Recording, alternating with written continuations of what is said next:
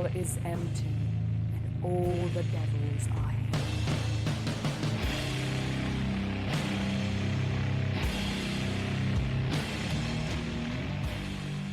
Welcome to another episode of The Devil's Library, and this time with Pike. Stop it.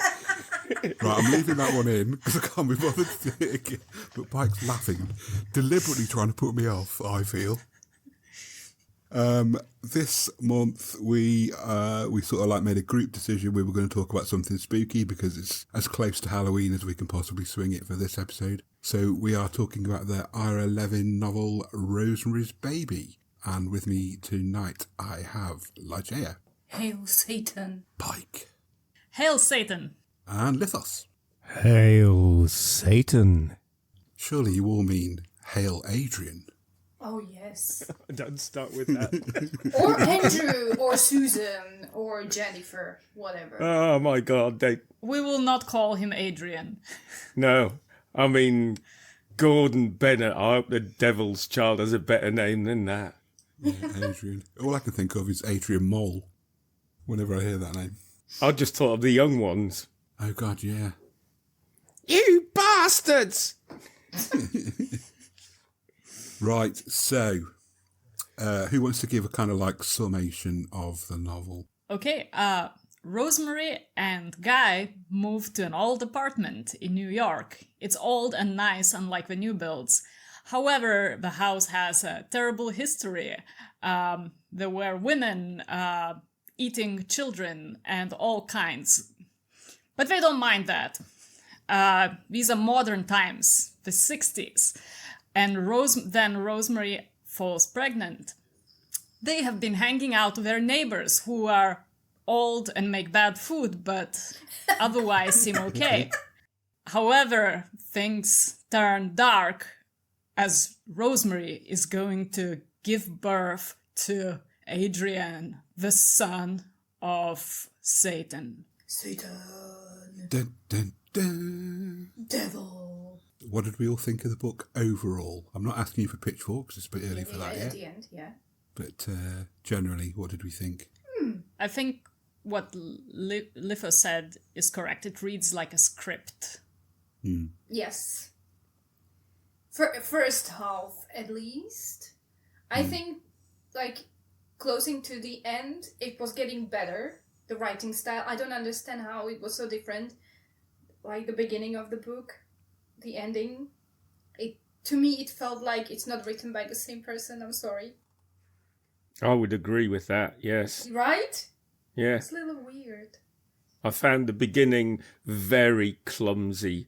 Very clumsily written. Then it picked up pace, and to be quite honest, I found the last scene where she goes in and finds the baby, I found that involuntarily comical and not always in a good way. It was very unevenly written. I found it was almost that's a good word. kind of like, Unevenly. you know, when he started out, he was just picking up how to write a book. And then he got into it, and then in the end he went, fuck it, we'll just do a scene where all the Satanists have a black crib, and then describe the devil child in what can only be... It was hilarious. I found the description of the baby, and, you know, oh, look at his little horns, his little claws. It's like, what the fuck? You just ruined the whole build-up by making it... Sorry, that's just my take. But he's got a little tail. Yes, little tail. It's very cute. Yeah, I think I mentioned to all of you at one point or another, I seem to remember reading an interview an extremely long time ago, or an article or something that said that he started writing it as a stage play, and then it later turned into... he later changed it to kind of like a novel, which might explain why it started off in that kind of very stilted kind of way. Well, basically, I guess we can do spoilers today because Everybody I think knows it. this story has been here for ages and ages. So at least if people have seen the movie, the book follows. The movie follows the book almost to like every comma and full stop. There are a few little tiny details, I would say, that I enjoyed more reading than looking at, because you can spend more time in those moments if you prefer. But I couldn't unsee the movie and the faces, so like, you know, I was always picturing those actors reading it. Yeah. Which Same. right. Once you see it, Yeah. you can't then I feel sorry for us, because I prefer to make up my own, you know, images, and you can't go back once you've seen it. Yeah. I mean, we did all watch the movie together as well, didn't we? Yes, So, that was my idea. Maybe it wasn't clever when I look at it now, because we were going to read it. But I mean, it is what it is. We can compare these two. yeah. I don't know. Like movie. I think the movie was good, even though it was made by Polanski. Questionable, a horrible person. So I feel bad saying it. I like the movie because I really don't like him. Mm. But yeah, I think he followed the book really well. It was a very, very faithful Yeah. adaptation of the book, certainly. I do think it's one of those very, very rare cases where if you've watched the movie, you almost don't need to read the book, Yeah. and vice versa. Yeah, I think that did. Yeah, I found that it was very hard to imagine the characters as anyone else than John Cassavetes and Mia Farrow. And yeah, it's. I mean, the scriptwriter for the movie must have had the easiest fucking job for any scriptwriter. was It's just thinking like, that, like, here you go, I've written the I could script. do this. There you go, Roman. Right, yes. The interesting thing is for me to I mean, the names in the book are the names, you know, the same as in the film. But how funny it is that the Roman guy, it's not such a common name, is it, in English, Roman? I don't know any English person. I don't think it's it's certainly not very fashionable now, but I think it's used to be reasonably common in America at one point. Really? But like, I you think know, so. Roman Polanski, and this guy's name was also Roman. Like, I don't know how it happened, because the book existed before the movie, so it was just something I was thinking about. Like, is it just random? I don't know. I think Ira Levin had some fun with his character names. Oh, Anyway. I want to get there. A guy. The guy called Guy. Generic What a man. name! Yeah. So, and the surname is Woodhouse, right? Woodhouse. So I was thinking, what a name, Guy Woodhouse. And also his role in this whole story. He thought he is getting into something important in his life, and he's playing this huge role, and you know what I mean?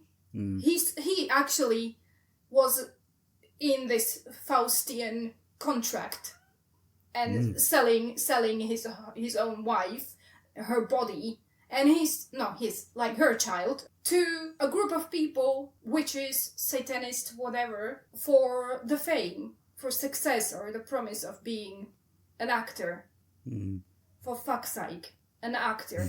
And he sells, like, how long did it take for him to actually agree with this? I can't with this guy. Okay. But I was thinking at the end, is he actually going to get what he thought, or are they just going to ignore him now and he's gonna be burned? Not really, like, you know what I mean? Because the name suggests, like, Guy as an effigy and Woodhouse, they both can just burn. So... Oh, I thought Rosemary's probably going to put the knife to good use. As she should. She did her last interaction with him was spitting in his face, I believe. Oh, finally, girl. Yeah, absolutely. That's what I thought all the way through. He was an absolute dick. Yeah. Everyone else in that room have killed people. So if Yeah. she's joining up, as a mother of Satan, she That's should. true. Yeah. Yeah. Yeah, start with the sacrifice. Sacrifice the sexist dickhead.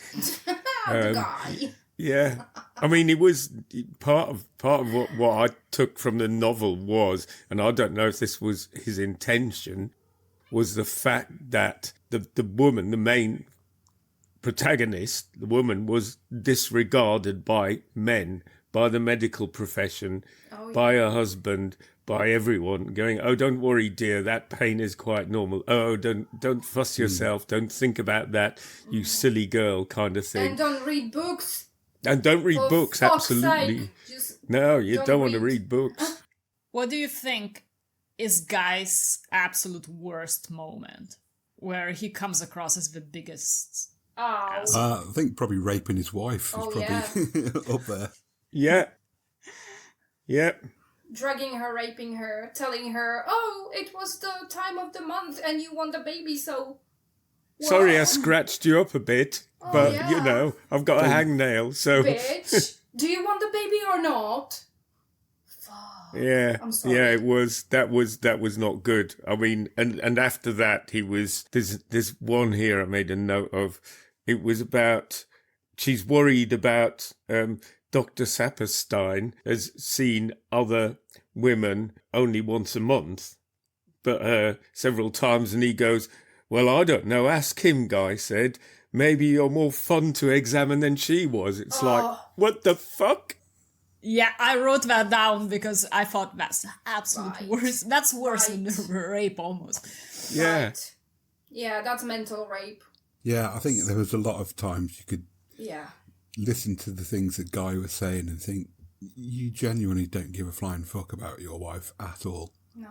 You literally don't care about her on a human level. I get that he's an actor and was supposed to be kind of like portrayed as very self-centered and all that, but God, he was just the worst. The worst. Yeah, yeah, absolutely. You know, abusive in every which way. Sort of not so much at first, but after he got on with the neighbours. Like you said earlier, Ligeia, how long did it take him to go, "Oh, yeah, okay, I'm going to let my wife be raped by Satan and, you know, drug her up first and just so I can get a good part in the play." That's What a swell idea. Yes, Yeah. what a swell idea. I would have liked him to write about that conversation. The conversation that he and Roman Yeah. must have had. Yes. Just to sort of like, how could you possibly broach the subject of, Yeah, that's a good point. by the way, we're Satanists and not like atheistic Satanists. We actually believe in the actual devil. And, yeah, we'd like to use your wife as an incubator, if that's all right. And Guy just goes, "Yeah, sure. No worries. What do I get out of it?" Yeah. Are you going to turn my competitor blind? yeah, we can do that. Right, yeah. Yeah. And remember that moment in the movie where Rosemary told him that Hutch wants to see her next day. And he was like, "Oh, I really need to get some ice cream right now." And I was like, "Oh, you are dead, Hutch. You are so dead." Yeah. So there is no hesitation. It's just like, "Oh, all these obstacles, we just need to get rid of them." What is wrong with you, people? Yeah, that one is blind. This one is gonna go into coma and then die. Oh, but wait, he gets moments where he looks serious. Like if something is weighing on his mind for about 5 minutes before he's fine Oh, again. yeah. Each Yeah. time after when someone gets hurt. Oh, yes. Yeah. Very Oh no, true. someone's hurt. Could it be me? No. It's fine. It's for the greater good, you know. It's for everybody. It's for Satan, basically. Yeah. Yeah.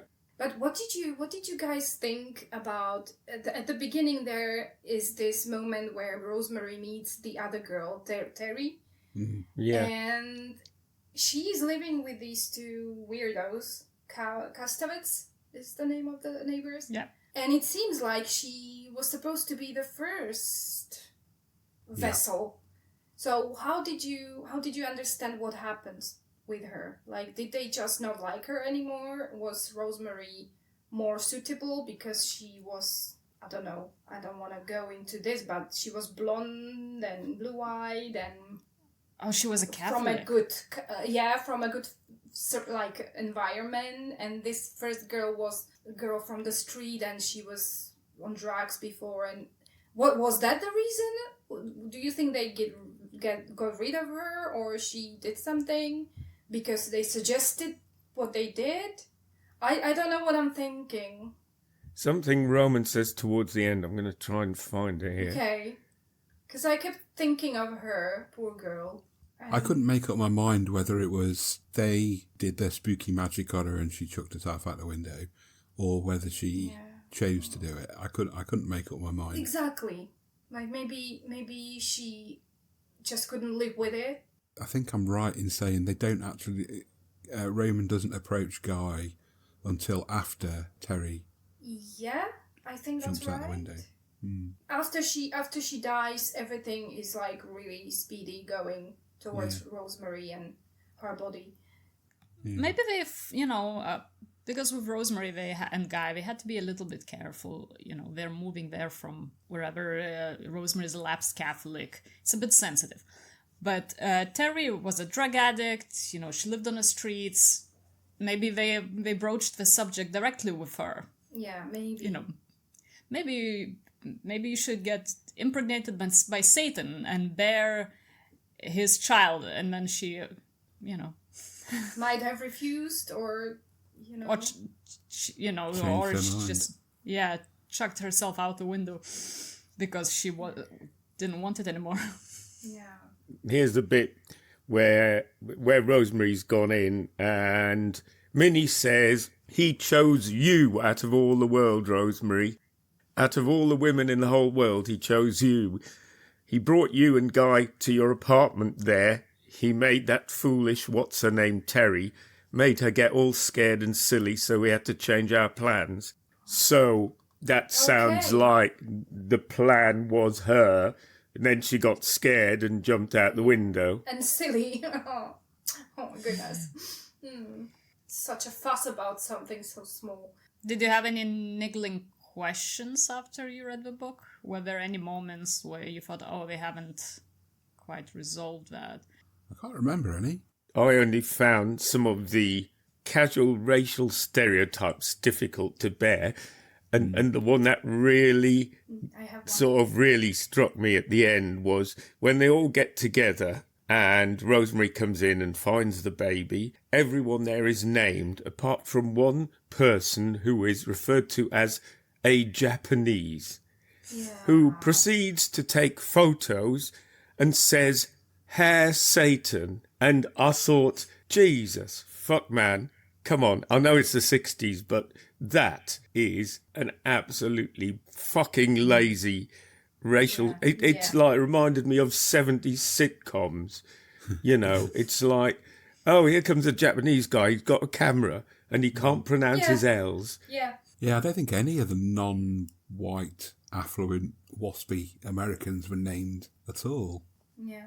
Wasn't there a scene where Rosemary went down to like a laundry room and there was some women there? There were some black women there and then there was the lift attendant who was black and kept smiling, and I thought, okay, so you're doing the plantation humour there? No, I don't understand. I thought it was... He was named, though. Oh, he does have a name. Oh, that's good. Which none of us remember. None of us remember. No. But even for the time, I thought some of the dubious racial stereotypes were... It was awful. Yeah, in that... Yeah. Bad. Yeah. Especially having read, Ursula K. Le Guin, that was written around the same time, and managed to quite easily do the whole thing without any kind of racism in it. You don't have to do that. Yeah. And I did not like that part of the book. Yeah, that's true. Before I forget the question I have, Pike, how did you guys understand that moment where you remember Rosemary was in a lot of pain? She was really struggling physically. And then when she finally decided, okay, I'm going to see Dr. Hill, and she's talking to Guy, it stops. Yes. I am not sure what I'm thinking about that. How and why? What do you guys think? Why did it happen? And he didn't come back. And she stopped eating raw meat and changed up her diet to normal food. I'm confused with that moment. Yeah, because it is like you're going, what, did the Satan baby suddenly know she was going to go to or another obstetrician? how? I mean, essentially, there's so much crap in this story that you kind of got to overlook, made up stuff that you kind of... I feel like this moment is supposed to be understood in some way, and I'm missing it. No. I think... No? Yeah, I don't understand why either. I didn't attribute any particular significance to it. Okay, then. I thought it had to stop sometime. It just happened to... But it's weird, I was pregnant twice and it doesn't stop like that. No, and why, if she is going to give birth to the future of Satan kind, why would she be made to suffer through a lot of her pregnancy and then it suddenly end when she goes, I'm going to see it? Yeah, I just... That same moment, I found that it wasn't a bit like weird. 2 days later or what, like, okay, it could just be that. No, exactly that same moment that she's telling him, I'm seeing Dr. Hill on Monday. Oh, I don't feel the pain anymore. I was like, oh, how fortunate. Yes.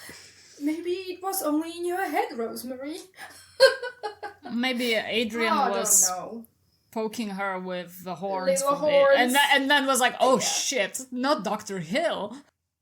Yes. I will retract my horns. Exactly. I was And going to claws. say that. Yes. And his little tail. Oh, I'm gonna be good to Mama. Okay, so you also didn't have the answer for this. Good. I really felt like I'm not getting it.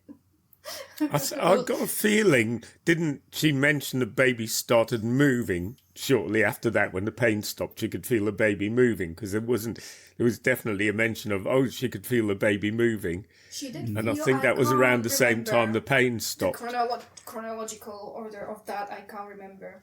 But in real life, the movements actually hurt. So, well, I did not birth Satan, so what do I fucking know? As far as you know. Aww. Luckily, Bohemia is not part of this podcast team. Oh, I will talk to her. Wouldn't that be cute?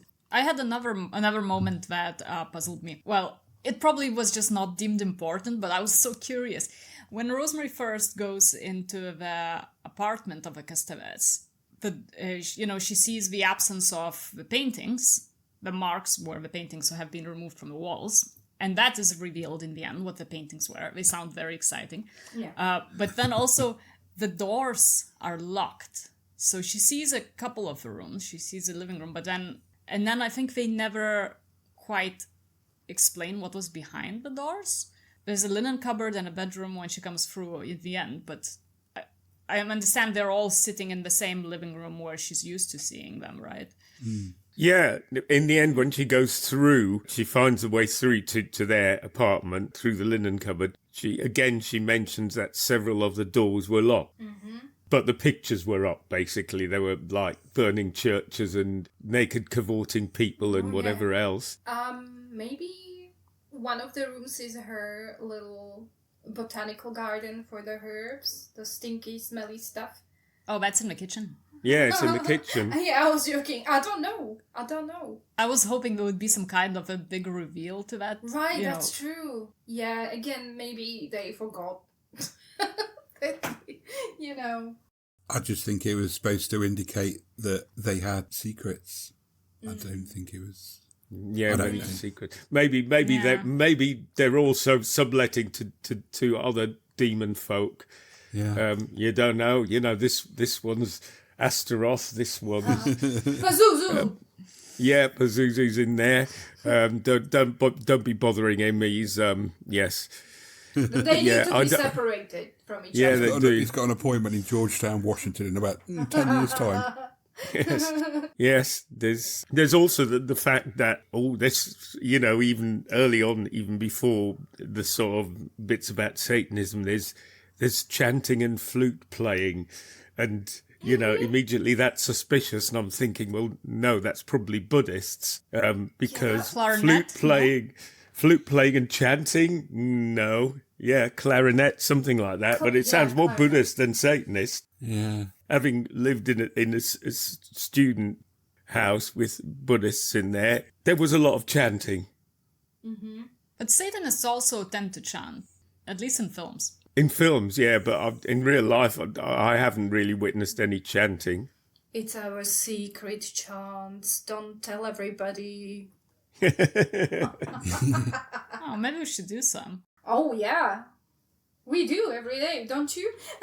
Something in, fake Latin. Bloody, bloody, bloody, blah. Bladus, bloody. Bladerus fullus.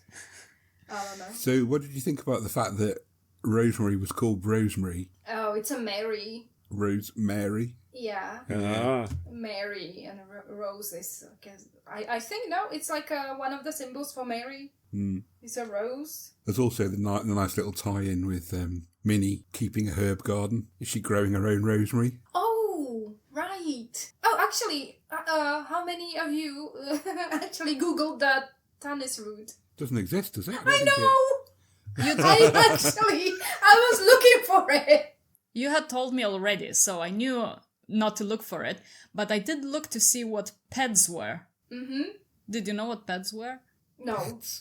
PEDs. There's a point where Rosemary is putting on her PEDs. And PEDS? yeah, what the hell is that? And I looked it up, and that's what in the 60s they called, the no-show socks? Oh, That's when they were first sold. right. Oh. And then, very wisely, people dropped that name over time. That is an unfortunate name, isn't it? Yeah. I don't know what it's called now. Nowadays, PEDs are performance-enhancing drugs. A random fact that you didn't know. Well, I didn't know any of that. she was kind of on a performance-enhancing drug for a while. Oh, She yeah. stopped drinking it every morning. In general, there was so much food and drink in there. Yeah. I was tracking it for a while, and then eventually I just had to give up. There was so much, and it was all so 60s. Very 60s, right? And also, was she still drinking? She already Oh, knew? yeah. Yeah. Well, she was, right? Yeah. I forgot yeah. what it was, the drink, but sherry? Vodka blushes, Gibsons, Oh, wine. I was not happy to see that, really. I mean, girl. It was the 60s, you know. Yeah. I mean, it's lucky she wasn't smoking as well. But hey-ho, her obstetrician shot her with 2 morphine shots or some shots before she gave birth as well. So baby Satan's going to come out on a high. Well, that's how you end up with a baby looking that way, Yes. Yeah. Claws. Yes. And those weird eyes. But nobody stopped smoking around her. No. The No, of Cassavetes were course still not. smoking. Hutch carried on smoking his bloody pipe. There's a point where a guy walks in with a block of Pall Malls. Yeah. Yes. Yeah. Here you go, love. That'll help you. Oh, yeah. No books, but this is good for you. Tannis, by the way, yeah, it is made up. Yeah. There is also a podcast called Tannis Podcast, which is a Pacific Northwest kind of creepy horror story, found audio footage type thing. Very good. Ooh. By the way, just that's what Tannis reminded me of, and whether they used Tannis as a basis for that. This is Tannis with 1 N. This was our ad break.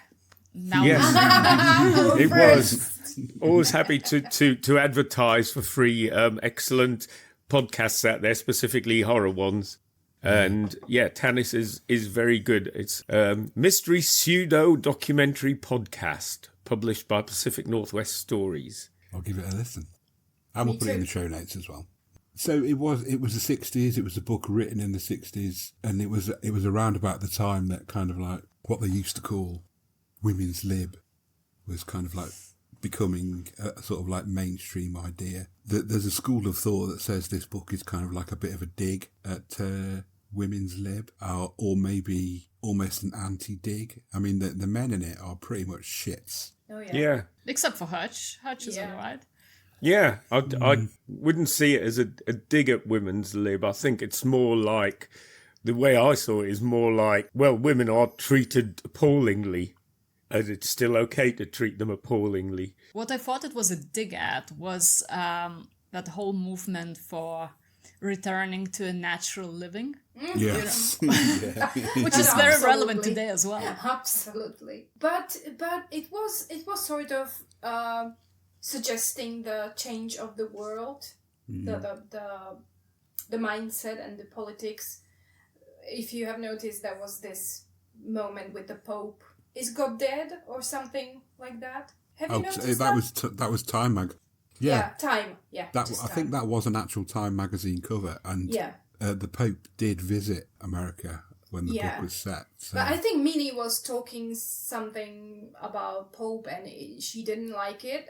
Rosemary didn't like it, even though she was not like really practicing. But still, she said something in a way like, "Oh, I was raised Christian, and this feels wrong to me because it's still a Pope. So please don't talk like that." And I felt like this is not just randomly here. So I think it was really that time when it was changing, or they were like daring this idea. Like, I liked it. The issue, I'm going to find the article here, where Ira Levin, who is self-proclaimed Jewish atheist, said in 2002, "I feel guilty that Rosemary's Baby led to The Exorcist and The Omen. A whole generation has been exposed, has more belief in Satan. I don't believe in Satan, and I feel that the strong fundamentalism we have would not be as strong if there hadn't been so many of these books." Of course, I didn't send back any of the royalty checks. I've got to give him 10 out of 10 for that comment. But yeah, fair enough. You know, if it was something about, and it's part of the subtext he intended, was that woman's voice is disregarded in many ways, then he could have picked something better than some shonky devil baby in a black crib as a result. I didn't see, I just didn't get what the book was about and why he had to make it about the devil baby. It just didn't hang together for me. I don't know if that makes any sense. I really liked that last scene. I liked it the best of all. Until that, why it's there is because until that last moment, you can sort of think that Rosemary is just imagining the whole thing. You know, her hormones are going crazy because she's, pregnant, and it's normal. And then there's that tension where she goes with a knife, and it really builds it up for you. And then, boom! I just thought it was... I was very happy with that last scene. I thought this is exactly the sort of thing that by that point, you don't think that's what she's going to walk into. This might be some kind of a murder cult, they might be crazy, but you don't think there's gonna be like a black crib with an upside down crucifix for the baby to look at. And but also from the beginning, at the beginning, Rosemary was really childish. She was in her 25, 26, right? She wasn't like a teenager, but she was talking and acting really childish. And as this was progressing, she was finally getting some of her power. I don't want to say back because I guess this was her first time in her life that she was actually trying to think for herself. And because she felt really, really something was wrong around her, she started to question things for the first time. She started questioning the neighbors, the drinks, how she felt, the pain, and eventually Guy and the doctors. She actually understood it before it happened. Like, okay, I can't trust these people. So she was not stupid, but the way she was meant to be behaving was silly at the beginning. So for me, Satan actually brought her to her own power and her brain. So she gave birth to the questioner, and she became the questioner. Very good. Now she's I like the that. fucking queen, and everybody's gonna shut up. Especially Laura Louise. Fuck Laura Louise. Yeah, Yes. fuck her, and fuck Guy. Fuck that guy. Fuck all the guys. Fuck them. He did write a sequel to it, didn't he? But just to see what happened in the next few days to Guy, how many sort of appendages But he nobody lost. cares what happens to Guy. There is a sequel? There is. Yeah, there is. Yeah, he wrote What it happens? I don't know.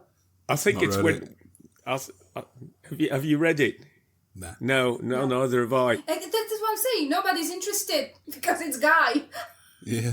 Yes, Who exactly. cares? It was written quite a while later, and it was, by this time, Adrian or Alan or whatever the fuck his name is, presumably being that the son of Satan, would have picked himself a better Satanym, and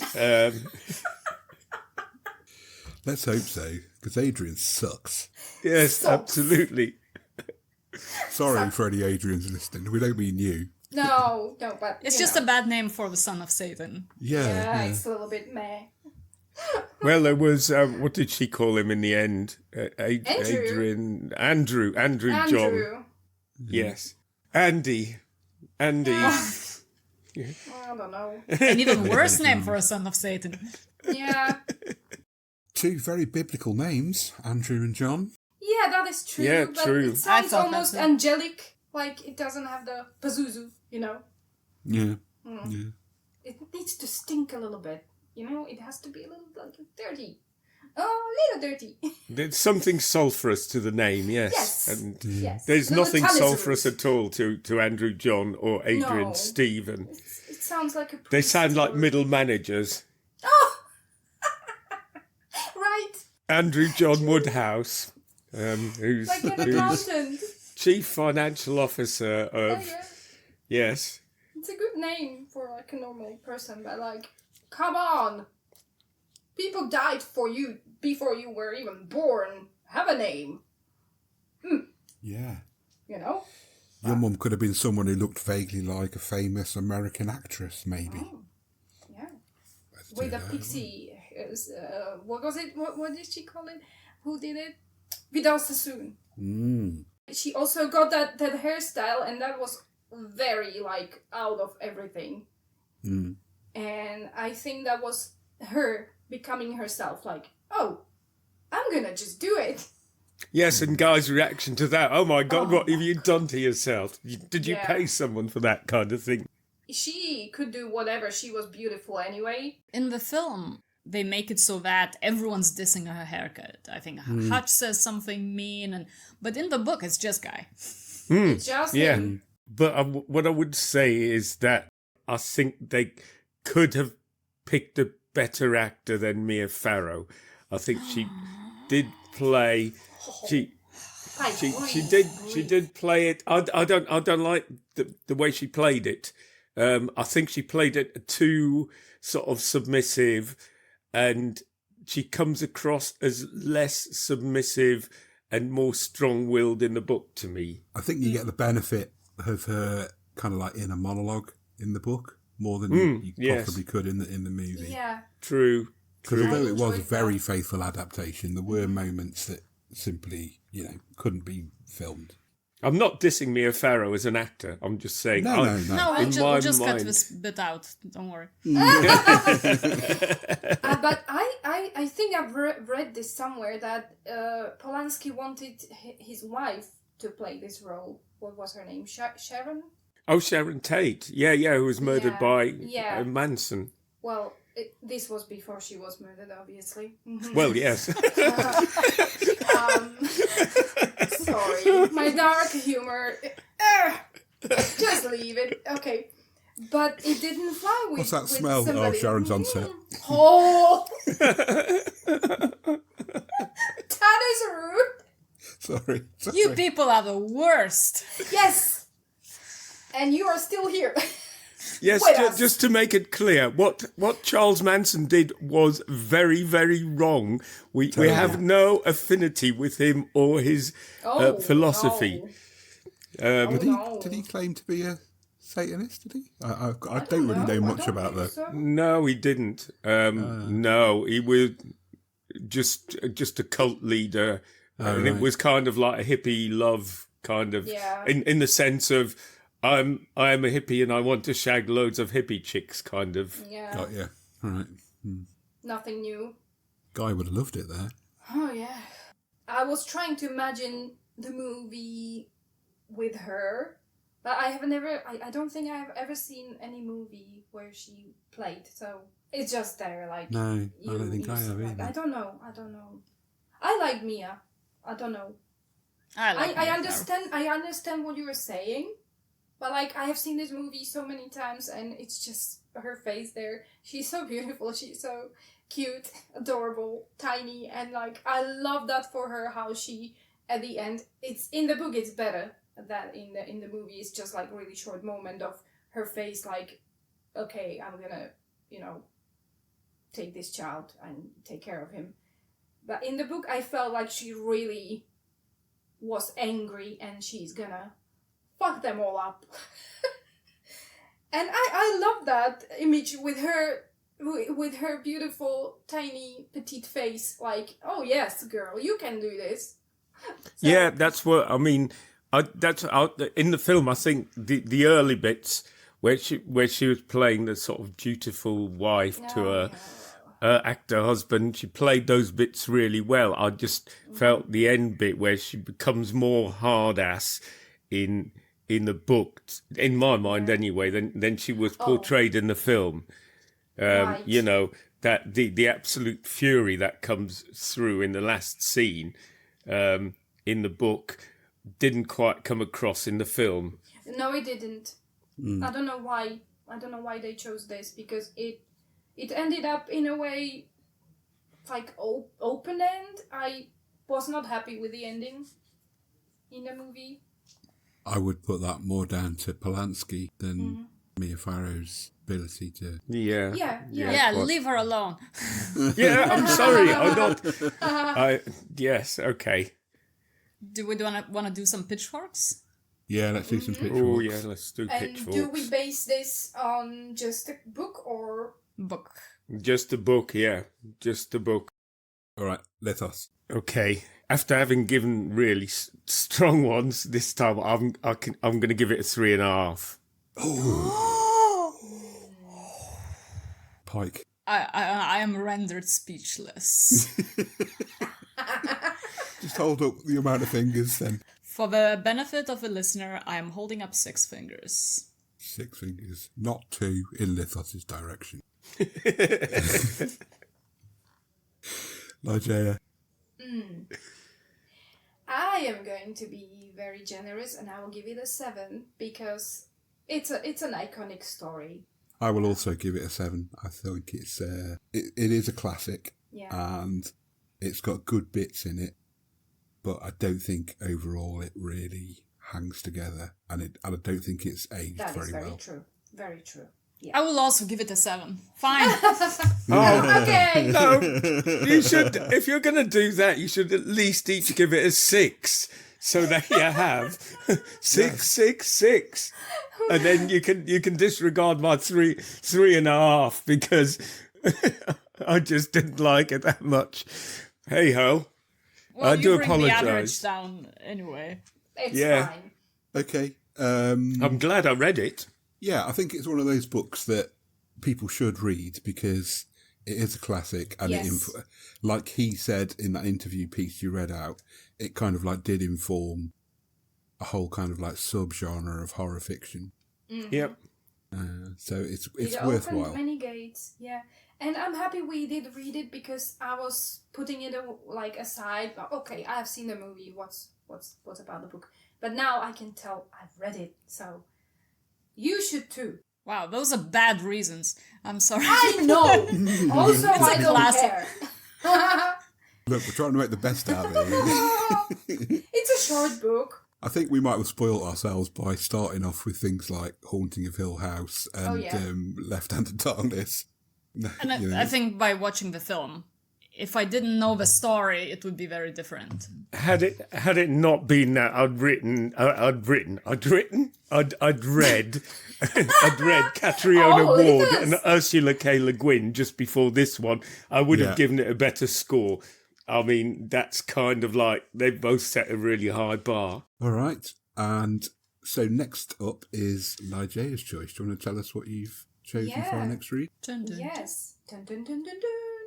So, the next book we are going to read, I think none of you have read. Am I Nope. right? Okay. Nope. Yeah, yes. Nope. I was hoping this day will come that I will find a book you did not read. Okay. So, it is a book called Carrion Crow by Heather Parry. Very gothic. You've sold me on it already. I am in the middle of the book. It must be popular because my library had 4 copies on back order. Wow. It's a very nice autumn read. I can't tell you why it's not about autumn, but it's very gothic. Like feminine gothic. Sweet. Read, guys, read. Yeah, It's read dark lots of outside. books. Read. And come back. Hail Adrian! Yay! Adrian. Oh, sorry, Hair Adrian. Hey! No. Hail AJ Woodhouse Accountants and Partners. Yes. This is degenerating fast. Right, okay, it's time for us to wrap up, and we'll see you next time. I've been Leraje, Hail Satan. I'm Pike, hail Satan. I'm Ligeia, hail Satan. And I'm Lithos. Hail Satan.